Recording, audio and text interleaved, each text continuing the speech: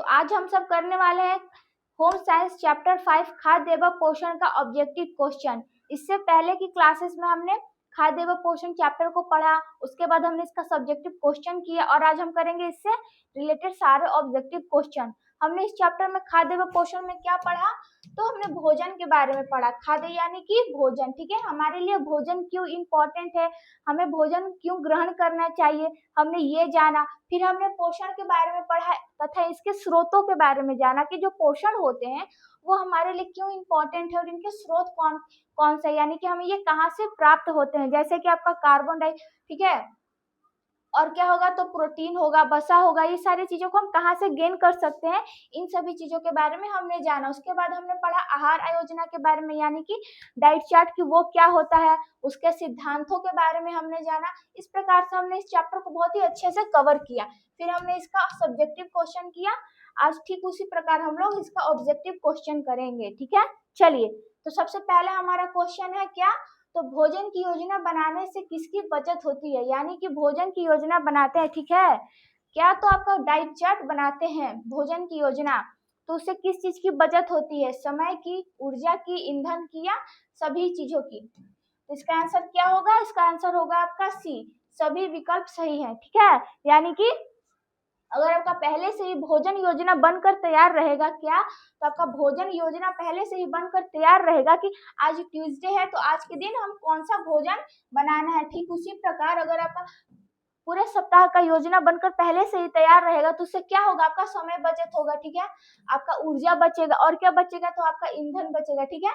तो इसका आंसर क्या होगा, इसका आंसर आपका सी होगा कि सारे विकल्प सही है। चलिए, अब हम देखते हैं क्वेश्चन नंबर 2। आहार योजना बनाते समय निम्न में से किस आवश्यकता की सामान्यतः शामिल नहीं किया जाता, यानी कि क्वेश्चन क्या कह रहा है, आहार आयोजना बनाते समय निम्न में से किस अवस्था को सामान्यतः शामिल नहीं किया जाता, ठीक है। तो सबसे पहला क्या है आपका वृद्ध, ठीक है, और किशोर अवस्था, 6 माह की अवधि, फिर क्या है तो रोगों की स्थिति। इसका आंसर क्या होगा आपका, इसका आंसर होगा आपका डी, ठीक है, रोगों की स्थिति। क्या होगा, तो रोगों की स्थिति। चलिए, अब हम देखते हैं अगला क्वेश्चन, क्वेश्चन नंबर 3। हमारा क्वेश्चन नंबर 3 क्या बोल रहा है, आहार योजना तैयार करते समय निम्न में से कौन सा बिंदु आवश्यक नहीं माना जाता, यानी कि जब हम आहार योजना बनाते हैं, यानी कि डाइट प्लान बनाते हैं, तो उस समय निम्न में से दिए गए किस बिंदु का आवश्यक माने नहीं रहता, ठीक है। तो सबसे पहला आपका ऑप्शन क्या है, रसोई में उपलब्ध होना, व्यंजन पुस्तिका का प्रकार, बर्तनों की उपलब्धता और सहायक व्यक्ति। इसका आंसर क्या होगा, इसका आंसर होगा आपका बी, ठीक है, व्यंजन पुस्तिका का प्रकार, यानी कि व्यंजन बनाने वाले जिसपे लिखे रहते हैं, जैसे कि गुलाब जामुन बनाना है तो उसकी जिस किताब उसका जो प्रोसेस है वो लिखा होगा, अगर वो नहीं भी रहेगा तो आप बना सकते हैं, ठीक है, क्योंकि आपको पहले से ही नॉलेज है तो उसका कोई आवश्यकता नहीं है आपके रसोई घर में। अगर इसी के जगह रसोई में उपलब्ध होने वाले भोजन जैसे कि कोई भी सब्जी हो गया या फिर दाल चावल ये नहीं होंगे तो आप भोजन नहीं बना पाएंगे, या फिर अगर बर्तन नहीं हुआ तो आप किसमें भोजन बनाएंगे, ठीक है, और अगर कोई सहायक करने वाला आपके साथ व्यक्ति भी नहीं हुआ तो आप नहीं भोजन बना पाएंगे। तो इसका आंसर क्या होगा, इसका आंसर होगा आपका बी, व्यंजन पुस्तिका का प्रकार। चलिए, हम अगला क्वेश्चन देखते हैं, क्वेश्चन नंबर 4। माँ के स्तन से निकलने वाले प्रारंभिक पीले दूध को क्या कहा जाता है, यानी कि जो माएँ होती हैं, ठीक है, उनके स्तन से जो निकलने वाला दूध होता है, पहले प्रारंभिक जब से जो सबसे पहला दूध होता है, ठीक है, वो पीले रंग का होता है, उसे क्या कहा जाता है, उसे बोला जाता है क्या, तो उसको बोला जाता है कैलोट्रम, ठीक है। इसको आप लोग याद रखिएगा कि उसे कैलोट्रम बोला जाता है, क्योंकि ये क्वेश्चन हर साल पूछता है एग्जाम में। चलिए, अब हम देखते हैं अगला question, question number 5। Question number 5 हमारा क्या बोल रहा है, तो भोजन योजना का महत्व मुख्य रूप से किसके लिए होता है, यानी कि जो भोजन योजना होती है, ठीक है, वो मुख्य रूप से किसके लिए आवश्यक होती है, किसके लिए इम्पोर्टेंट होती है, स्वयं के लिए, समाज के लिए, परिवार के लिए, या फिर आराम के लिए, किसके लिए होती है इम्पोर्टेंट, तो वो होती है आपको परिवार के लिए, ठीक है। अगर आप भोजन योजना बनाएंगे तो उससे क्या होगा, आपका जो फैमिली है, परिवार है, वो स्वच्छ रहेंगे, स्वस्थ रहेंगे, और क्या होगा, उन्हें किसी भी प्रकार का कोई रोग नहीं होगा, हृदय रोग संबंधित, ठीक है, इन सभी प्रकार के रोगों से ये बचेंगे। इसीलिए किसके लिए होगा मुख्य रूप से इम्पोर्टेंट, तो आपके परिवार के लिए, ठीक है। चलिए, अब हम देखते हैं अगला क्वेश्चन, क्वेश्चन नंबर 6। हमारा क्वेश्चन नंबर 6 क्या बोल रहा है, हर व्यक्ति के लिए किस प्रकार का आहार जो है सबसे उपयुक्त माना जाता है, यानी कि ऐसा हर व्यक्ति के लिए वैसा कौन सा आहार है जो उपयुक्त हो, ठीक है, मतलब वो उसे ग्रहण कर सकता है। संतुलित आहार, केवल प्रोटीन युक्त भोजन, अपूर्ण आहार या फिर इनमें से कोई नहीं। तो इसका आंसर होगा आपका कौन सा होगा, संतुलित आहार। इसका आंसर होगा आपका ए, ठीक है। क्यों? क्योंकि संतुलित आहार करेंगे आप तो उसमें आपको सारे पोषण तत्व मिलेंगे, ठीक है। अगर केवल प्रोटीन युक्त भोजन करेंगे तो सिर्फ उसमें आपको प्रोटीन मिलेगा और एक्स्ट्रा कोई भी प्रकार का आपको उसमें पोषण नहीं मिलेगा, जैसे कि वसा हो गया, ठीक है। प्रोटीन आपको मिल गया पर विटामिन की भी तो हमें आवश्यकता पड़ती है, वो नहीं मिलेगा। चलिए, और क्या होगा, तो अपूर्ण आहार यानी कि आधा अधूरा पोषणों वाला भोजन। इसका आंसर क्या होगा, इसका आंसर होगा आपका ए, ठीक है। चलिए हम देखते हैं अगला क्वेश्चन 7।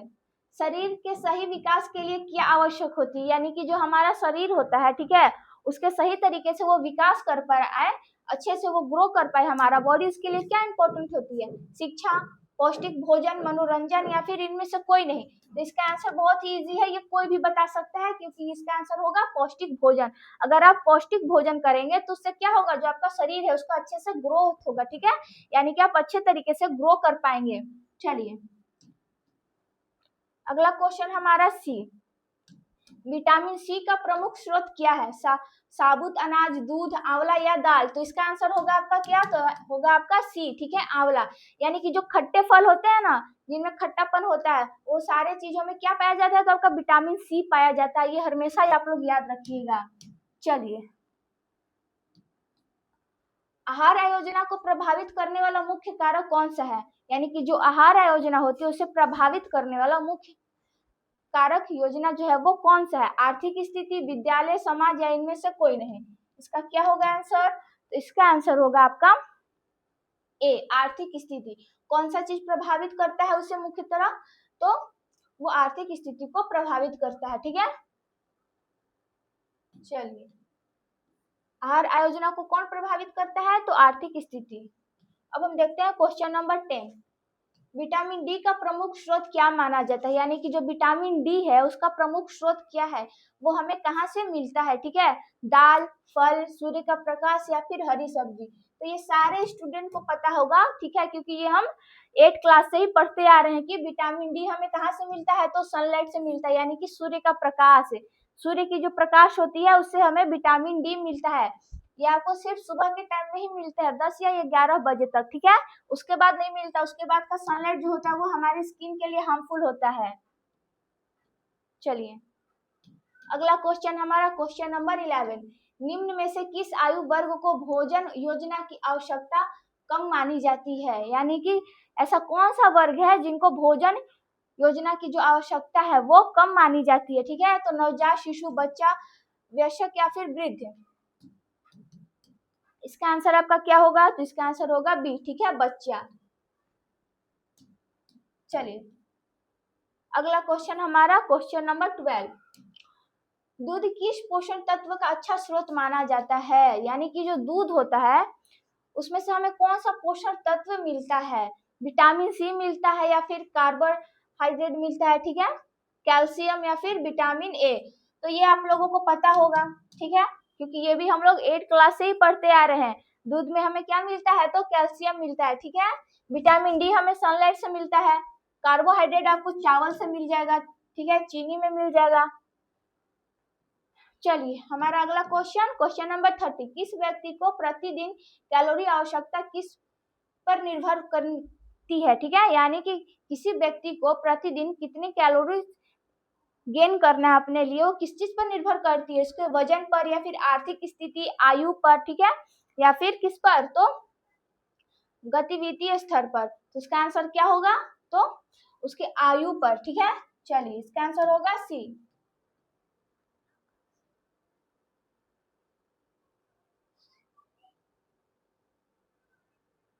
चलिए हमारा अगला क्वेश्चन है, किस व्यक्ति को प्रतिदिन कैलोरी आवश्यकता किस पर निर्भर करती है, यानी कि किसी व्यक्ति को प्रतिदिन कितनी कैलोरीज गेन करना है अपने लिए, वो किस चीज पर निर्भर होता है, वजन पर, आर्थिक स्थिति पर, आयु पर या गतिविधि स्तर पर, तो इसका आंसर होगा आपका बी। क्या होगा? बी। आर्थिक स्थिति पर, उस किस पर निर्भर करती है? तो वो उसकी आर्थिक स्थिति पर निर्भर करती है, ठीक है, यानी कि वो कितना कार्य करता है दिन भर, उस पर नहीं निर्भर, उसकी आर्थिक स्थिति पर, यानी कि उसका इनकम कितना है। चलिए हमारा अगला क्वेश्चन नंबर 40, ये क्या बोल रहा है? तो ये पूछ रहा है कि परिवार के लिए भोजन योजना किस आधार पर बनाना अधिक उपयुक्त होती है, यानी कि जो हम भोजन योजना बनाते हैं, डाइट चार्ट, परिवार की तरह से देखें तो किस तरह से हमारे लिए वो उपयुक्त होगी, ठीक है। तो इसका आंसर क्या होगा? मासिक होगा, ठीक है, या फिर साप्ताहिक, दैनिक या कभी कभी, तो इसका होगा आंसर आपका बी, ठीक है, साप्ताहिक। यानी कि अगर आप साप्ताहिक बनाएंगे भोजन योजना तो वो क्या होगी? आपके परिवार के लिए, ठीक है, अधिक उपयुक्त होगी बनाने के लिए, ठीक है, और इससे आपको हेल्प भी होगा, ठीक है। चलिए आपको ज्यादा बर्डन भी नहीं लेना पड़ेगा सप्ताह सप्ताह का अगर आप डाइट चार्ट बनाएंगे तो। हमारा अगला क्वेश्चन, आहार आयोजना किन किन के लिए महत्वपूर्ण है, यानी कि जो आहार आयोजना होती है वो किन किन लोगों के लिए महत्वपूर्ण होती है? बच्चों के लिए, गर्भवती महिलाओं के लिए, स्तनपान कराने वाली माताओं के लिए, या फिर सभी के लिए? तो ये होगा सभी के लिए, ठीक है, क्योंकि ये सबके लिए इंपॉर्टेंट होता है, सबके लिए महत्वपूर्ण होता है। कौन? तो आपका आहार आयोजना है, ठीक है। चलिए अब हम देखते हैं अगला क्वेश्चन नंबर 16, विटामिन ए किस में घुलनशील होता है, यानी कि जो विटामिन ए है वो किस में घुलनशील होता है? जल में, बसा में, जल और बसा दोनों, या फिर इनमें से कोई नहीं, किस में होता है? ये आपका होगा इसका आंसर बी, बसा में, ठीक है। विटामिन ए किस में होता है घुलनशील? तो बसा में होता है। चलिए अगला क्वेश्चन हमारा क्वेश्चन नंबर 70, कौन सा? तो आपका क्वेश्चन नंबर 17, भोजन का मनोवैज्ञानिक कार्य क्या है, यानी कि जो हम भोजन करते हैं उसका मनोवैज्ञानिक कार्य क्या है? संतुष्टि देना, ठीक है, या फिर शरीर को ऊर्जा देना, और क्या? तो स्वास्थ्य बनाए रखना, या फिर इनमें से कोई नहीं, तो इसका आंसर क्या होगा? तो इसका आंसर होगा आपका ए, ठीक है, संतुष्टि देना। जब आप भोजन करते हैं तो आप संतुष्ट हो जाते हैं, आपका मन प्रसन्न हो जाता है। चलिए बच्चों में विटामिन ए की कमी से कौन सा रोग होता है, यानी कि जो विटामिन ए है अगर उसकी कमी हो जाए बच्चों में तो उससे कौन सा रोग होगा? उससे आपको कौन सा रोग होगा? तो वो होगा आपको रतौंधी, ठीक है। कौन सा रोग? तो रतौंधी रोग होता है, ना कि बेरी बेरी और पोलियो, ठीक है। क्या होगा? तो रतौंधी होगा। चलिए अगला क्वेश्चन हमारा, विटामिन सी की कमी से कौन सी बीमारी होती है, यानी कि जब हमारे बॉडी में विटामिन सी की कमी हो जाए तो कौन सी बीमारी होगी? एनीमिया, या फिर सक्रिवी, बेरी बेरी, या फिर रतौंधी, तो इसका आंसर क्या होगा? इसका आंसर होगा आपका बी, ठीक है।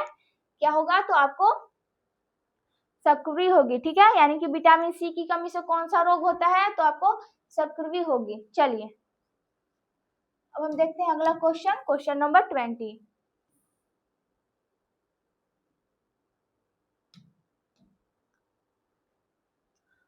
बच्चों में हड्डियों के मुड़ने का कारण किस विटामिन की कमी है, यानी कि जो बच्चे होते हैं उनका जो हड्डी है मुड़ जाता है वो किसकी कमी से? विटामिन कौन सी कमी से उसका हड्डी मुड़ जाता है? तो विटामिन डी की कमी से। किसकी कमी से? तो विटामिन डी की कमी से, ठीक है। चलिए अगला क्वेश्चन देखते हैं, क्वेश्चन नंबर 21, ये हमारा क्या बोल रहा है? तो संतुलित भोजन में कौन कौन से पोषण तत्व शामिल होते हैं, यानी कि जो संतुलित भोजन होते हैं, ठीक है, उनमें कौन कौन से पोषण तत्व शामिल होते हैं? केवल प्रोटीन और वसा, केवल कार्बोहाइड्रेट, और क्या? तो पानी, फिर विटामिन और खनिज, या फिर उपयुक्त सभी? तो इसका आंसर क्या होगा? इसका आंसर होगा आपका डी, उपयुक्त सभी, क्योंकि ये सारे चीज हमारे लिए इंपॉर्टेंट है, हमारे बॉडी के लिए। तो एक जो संतुलित आहार भोजन होता है उनमें ये सारे चीज होंगे शामिल, आपका प्रोटीन भी होगा, ठीक है, वसा होगा, कार्बोहाइड्रेट होगा, और क्या होगा? तो पानी होगा उसमें, ठीक है, विटामिन और खनिज, ये सारे चीज होंगे, जिसे हम क्या बोलते हैं? तो संतुलित भोजन बोलते हैं, यानी कि संतुलित भोजन में ये सारे चीज उपलब्ध होने चाहिए। चलिए अगला क्वेश्चन, खाद्य पदार्थों में मिलावट का प्रभाव जो होता है वो क्या हो सकता है, यानी कि अगर आप भोजन वाले जो चीज खाते पीते हैं अगर उसमें किसी भी प्रकार का मिलावट हो जाए तो उससे आपके ऊपर क्या प्रभाव पड़ेगा? क्या प्रभाव पड़ेगा? इसमें ऑप्शन दिया, पेट से जुड़ी बीमारियां होंगी, लीवर को नुकसान होगा, ठीक है, या फिर आंखों की रोशनी प्रभावित होना, या फिर ऑप्शन डी ये सभी। क्या होगा इसका आंसर? तो इसका आंसर होगा आपका डी, ठीक है, ये सभी, क्योंकि अगर आप अच्छा भोजन नहीं करेंगे, बिना मिलावट वाला भोजन नहीं करेंगे, मतलब मिलावट वाला अगर आप भोजन करेंगे, ठीक है, तो क्या होगा, तो उससे आपको पेट में परेशानी होगी, ठीक है, पेट से जुड़ी आपको बीमारियां होंगी, फिर आपका लीवर को भी नुकसान पहुंचेगा, आंखों की रोशनी अगर कम होगी। अगर यहीं पर अगर आप ठीक इसका उल्टा यानी कि एकदम ऑर्गेनिक भोजन करेंगे, ऑर्गेनिक फूड अगर आप गेन करेंगे, तो उससे क्या होगा, आपको पेट संबंधित रोग नहीं होंगे, ठीक है, आपका लीवर भी अच्छा रहेगा, आपकी आंख की रोशनी भी अच्छी रहेगी। चलिए, इसका आंसर होगा आपका डी, ये सभी। दूषित या विषैला भोजन के प्रमुख लक्षण क्या होते हैं, यानी कि जब आप दूषित या फिर विषैला भोजन करेंगे तो उससे आपको क्या लक्षण दिखाता है, तो इसका आंसर क्या होगा, उल्टी होगा या फिर जी मिचलना, दस्त होना या फिर ये सभी, तो इसका होगा आंसर आपका डी, ये सभी। क्योंकि अगर आपका जब स्वास्थ्य अच्छा नहीं रहेगा तो आपको उल्टी भी होगा, ठीक है, जी मचलेगा भी और आपको दस्त भी होगा, तो इसका क्या होगा आंसर, डी होगा, ये सभी। चलिए, अब हम देखते हैं क्वेश्चन नंबर 24। अब देखो हमने 23 क्वेश्चंस कर लिए, ठीक है, अब हम कर रहे हैं 24 क्वेश्चन। आई होप आप लोग को सारे क्वेश्चंस क्लियर हो रहे होंगे। खानों में नमक में सामान्यतः कौन सा खनिज मिलता है, खाने के नमक में सामान्यतः कौन सा खनिज मिलता है, यानी कि जो हम खाने में नमक डालते हैं डेली, उसमें कौन सा खनिज हमें मिलता है, आयोडीन, कैल्शियम, लोहा या फिर पोटेशियम, ठीक है। लोहा यानी कि यहाँ पर आयरन वर्क किया है, ठीक है, लोहा मतलब लोहा मत समझ लीजिएगा, लोहा यानी कि यहाँ पर आयरन वाला लोहा, ठीक है। चलिए, जो हमारे बॉडी में होता है, तो खाने में जो हम नमक मिलाते हैं उसमें कौन सा खनिज मिलता है, तो उसमें हमको मिलता है आयोडीन, ठीक है, कौन सा खनिज, तो आयोडीन। चलिए, अगला क्वेश्चन हमारा क्वेश्चन नंबर 25। 25 क्या बोल रहा है, आहार में फाइबर का मुख्य लाभ क्या होता है, यानी कि आहार में जब हम फाइबर लेते हैं तो उससे हमें मुख्य रूप से क्या कौन सा लाभ मिलता है, रक्त जो है वो परिसंचरण में सहायता करता है, ठीक है, या फिर प्रतिरक्षा बढ़ता है, कब्ज में बचाव, या फिर ऑप्शन डी आपका ये सभी। तो क्या होगा इसका आंसर, ऑप्शन आपका डी होगा, ये सभी, क्योंकि ये सारे चीज में ये क्या करता है, तो हमें सहायता करता है, यानी कि हमें इस सारे चीजों में इससे लाभ मिलता है। अगला क्वेश्चन, विटामिन के की कमी से क्या समस्या हो सकती है, यानी कि जब हमारे बॉडी में विटामिन के की कमी हो जाए तो उससे हमें कौन सी समस्या होगी, तो उससे हमें होगी कौन सी समस्या, रक्त का थक्का न जमना, ठीक है, या फिर रिक्टेस, बेरी बेरी या फिर हीमोफीलिया, तो क्या होगा, रक्त का थक्का न जमना, ठीक है, इसका आंसर होगा आपका ए, रक्त का थक्का न जमना। किसका थक्का नहीं जमता है, तो रक्त का। चलिए, किसकी कमी से, तो विटामिन के की कमी से।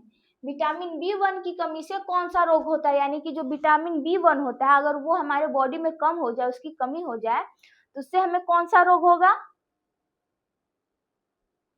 उससे हमें होगा बेरी बेरी, कौन सा रोग, बेरी बेरी होगा, ठीक है। चलिए, विटामिन B1 की कमी से कौन सा रोग होगा, आपको बेरी बेरी होगा, ये आपको याद रखना चाहिए क्योंकि ये हर वर्ष क्वेश्चन पूछता है कि बेरी बेरी किसकी कमी से होता है, तो बेरी बेरी आपको विटामिन B1 की कमी से होता है, किसकी कमी से, तो विटामिन B1 की कमी से, या फिर ये भी पूछ सकता है कि विटामिन B1 की कमी से कौन सा रोग होता है, तो बेरी बेरी होता है। चलिए, अगला क्वेश्चन, विटामिन ई की कमी से क्या समस्या हो सकती है, यानी कि हमारे बॉडी में जब विटामिन ई की कमी हो जाए, ठीक है, तो उससे हमें कौन सी समस्या होगी, तो उससे हमें होगी मांसपेशियों की कमजोरी या फिर संक्रमित या फिर नाइट ब्लॉकनेस या फिर एनीमिया, कौन सी होगी बीमारी आपको, विटामिन ई की कमी से, तो होगी आपको मांसपेशियों की कमजोरी, यानी कि आपका जो मांसपेशियां है वो वीक पड़ने लगेगा, ठीक है, कमजोर होने लगेगा। चलिए, अगला क्वेश्चन हमारा, निम्न में से कौन सा एक सुरक्षात्मक पोषण तत्व है, कार्बोहाइड्रेट, विटामिन वसा या फिर ये सभी, क्या होगा इसका आंसर, इसका आंसर होगा आपका बी, ठीक है, विटामिन। चलिए, सारे चीज इंपॉर्टेंट होते हैं लेकिन एक पूछा है तो हम विटामिन को लगाएंगे। चलिए, अगला क्वेश्चन, प्रोटीन का सबसे अच्छा स्रोत कौन सा है, यानी कि जो हम प्रोटीन लेते हैं उसका सबसे अच्छा स्रोत कौन सा है, सब्जियां, चावल, मांस, मछली और अंडा या फिर ये सभी, क्या होगा इसका आंसर, तो इसका आंसर होगा आपका सी, मांस, मछली और अंडा, ठीक है, प्रोटीन हमें सबसे ज्यादा कहाँ मिलता है, तो मांस, मछली और अंडा से, ठीक है। चलिए, अगला क्वेश्चन हमारा 31, हरी पत्तेदार सब्जियों में कौन सा पोषण तत्व अधिक पाया जाता है? यानी कि जो हम हरी पत्तेदार सब्जियां खाते हैं उनमें सबसे ज्यादा हमें कौन सा पोषण तत्व मिलता है? कौन सा मिलता है? चलिए देखते हैं ऑप्शन हम। शर्करा, प्रोटीन, खनिज, लवण या फिर ग्लूकोज। क्या होगा? तो इसका आंसर होगा आपका सी, खनिज। ठीक है, खनिज लवण हमें सबसे ज्यादा उसमें मिलता है। किसमें? तो हरी पत्तेदार सब्जियों में। ठीक है, चलिए आई होप आप लोगों को सारे क्वेश्चंस क्लियर हो रहे होंगे अभी। शरीर में लोहा की कमी से कौन सा रोग होता है? यानी कि जब हमारे शरीर में आयरन की कमी हो जाए, लोहा की कमी हो जाए, तो उससे हमें कौन सा रोग होगा?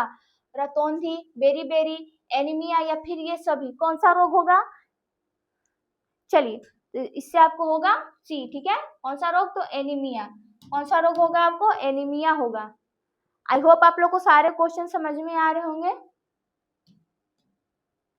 चलिए, भोजन का मुख्य कार्य क्या होता है? यानी कि जो भोजन करते हैं हम, उसका मुख्य कार्य क्या होता है? उसका सबसे इम्पोर्टेंट वर्क क्या होता है हमारे बॉडी में? शरीर को ऊर्जा देना, शरीर का पोषण करना या फिर रोगों से सुरक्षा प्रदान करना। इसका आंसर होगा आपका डी। ठीक है, यहाँ पर एकदम आपको आंख मूंद के मार देना है, ऑप्शन डी। ठीक है, क्योंकि हम भोजन करते तो ये सारे चीजें हमें मिलती है, हमें पोषण भी मिलता है, ठीक है, हमें एनर्जी भी मिलती है, और क्या होता है तो हमारा बॉडी अच्छे से ग्रो भी करता है। चलिए अगला क्वेश्चन आपका, संतुलित आहार में क्या शामिल होना चाहिए? यानी कि जो हम संतुलित आहार करते हैं, संतुलित भोजन करते हैं, उसमें हमें क्या शामिल होना चाहिए, क्या शामिल हमें करना चाहिए? ठीक है, केवल प्रोटीन, केवल वसा, केवल कार्बोहाइड्रेट या फिर ये सभी आवश्यक पोषण तत्व। तो इसका आंसर क्या होगा? इसका आंसर होगा आपका डी, सभी आवश्यक पोषण तत्व। ठीक है, हमें सारे आवश्यक पोषण तत्वों को क्या करना चाहिए? तो उसमें शामिल करना चाहिए। किसमें? तो आपके संतुलित आहार में।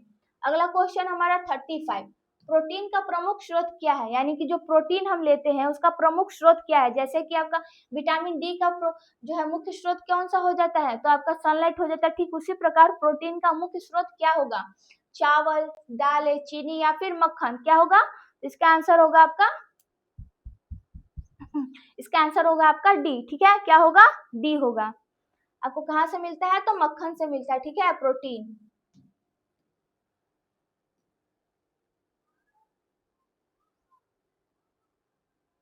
चलिए अगला क्वेश्चन हमारा है सी। अगला क्वेश्चन हमारा 36, विटामिन सी का अच्छा स्रोत कौन सा है? यानी कि जो हम विटामिन सी लेते हैं उसका सबसे अच्छा स्रोत कौन सा है? उसका सबसे अच्छा स्रोत है आपका कौन सा? तो संतरा। ठीक है, हमने इससे पहले वाले क्वेश्चन कराया था जिसमें ऑप्शन दिया था आंवला, तो हमने आंवला लगाया था। यहाँ पर संतरा दिया है, संतरा। ठीक है, यानी कि जो खट्टा चीज होता है, खट्टा फल होता है, ठीक है, उसमें हमें कौन सा चीज मिलता है? तो हमें उसमें विटामिन सी मिलता है। विटामिन सी आप लोग याद रखिएगा कि खट्टे चीजों में पाया जाता है। फाइबर मुख्य रूप से किन खाद्य पदार्थों में पाया जाता है? यानी कि जो फाइबर होता है वो मुख्य रूप से किन खाद्य पदार्थों में पाया जाता है? इसका क्या होगा आंसर? तो मांस में, सब्जी और फल, चीनी या फिर तेल, किसमें पाया जाता है? तो इसका आंसर होगा आपका बी, सब्जी और फल में पाया जाता है। फाइबर किस में पाया जाता है? तो सब्जी और फलों में पाया जाता है फाइबर। चलिए अगला क्वेश्चन हमारा 38, भोजन में वसा की अधिक मात्रा में क्या समस्या हो सकती है? यानी कि जब हम भोजन करते हैं अगर उसमें वसा की मात्रा है जो अधिक हो जाए, वसा यानी कि आपका तेल वगैरह हो गया, ठीक है, अगर उसकी मात्रा ज्यादा हो जाए तो उससे क्या समस्या होता है? क्या होगा आपको?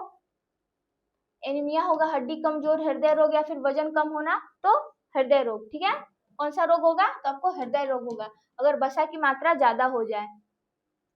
इसीलिए लोग वृद्ध व्यक्ति जो होते हैं उनको वसा से बनी हुई चीजों को कम सेवन कराते हैं। ठीक है, चलिए अगला क्वेश्चन हमारा 39, किसी व्यक्ति की कैलोरी की आवश्यकता किन बातों पर निर्भर करता है? यानी कि जो कोई भी व्यक्ति होगा उसको कितना कैलोरीज अपने आप को गेन कराना है, वो किन बातों पर उसके ऊपर निर्भर करता है?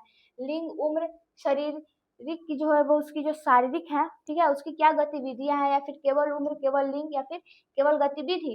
तो इसका आंसर होगा आपका क्या? तो ए होगा। ठीक है, यानी कि उम्र भी इंपॉर्टेंट है, लिंग भी, ठीक है, और शारीरिक गतिविधियां भी, यानी कि वो कौन सा दिन में कार्य करता है, ज्यादा मेहनत वाला या फिर कम मेहनत वाला, उसके हिसाब से उसके लिए आहार योजना बनता है। चलिए अगला क्वेश्चन हमारा 40, भोजन में अधिक नमक लेने से कौन सी समस्या हो सकती है? यानी कि जब हम भोजन करते हैं तो उसमें अगर ज्यादा नमक की मात्रा रहे तो उससे हमें कौन सी समस्या होगी, कौन सा हमें उससे रोग होगा? एनीमिया या फिर सक्रिय रिटेक्स या फिर उच्च रक्तचाप? क्या होगा? तो आपका ऑप्शन होगा डी। ठीक है, उच्च रक्तचाप यानी कि ब्लड प्रेशर हाई होना। ठीक है, चलिए देखते हैं किसी किसी का अगर ब्लड प्रेशर लो होता है तो लोग थोड़ा एक्स्ट्रा नमक लेकर खाते हैं, और अगर किसी का ब्लड प्रेशर हाई होके तो लोग खाने में जो है नमक की मात्रा कम कर देते हैं, यानी कि नमक थोड़ा कम कर देते हैं खाना, ताकि उनका बीपी कंट्रोल रहे। चलिए अगला क्वेश्चन 41, अच्छे स्वास्थ्य के लिए प्रतिदिन लगभग कितना पानी पीना चाहिए? अच्छे और हेल्दी जीवन जीने के लिए हमें लगभग कितने पानी पीना चाहिए, कितना गिलास पूरे एक दिन में पीना चाहिए? 3-4 गिलास, 1-2 गिलास, 12 या 15 गिलास, या फिर 8 या 10 गिलास? इसका आंसर क्या होगा? इसका आंसर होगा आपका डी, 8 या 10 गिलास। हमें प्रतिदिन 8 या 10 गिलास पानी पीना चाहिए, जिससे आपका जो शरीर है वो स्वस्थ रहेगा। ठीक है, आपको हाइड्रेशन अंदर से फील होगा, आपका बॉडी जो है वो एक्टिव रहेगा। ठीक है, चलिए तो यहीं पर हमारा सारे आज क्वेश्चन खत्म होते हैं, आज का क्लास समाप्त होता है। आई होप आप लोग को सारे क्वेश्चन समझ में आए होंगे। चलिए तो यहाँ पर हमारा क्लास अब खत्म होता है।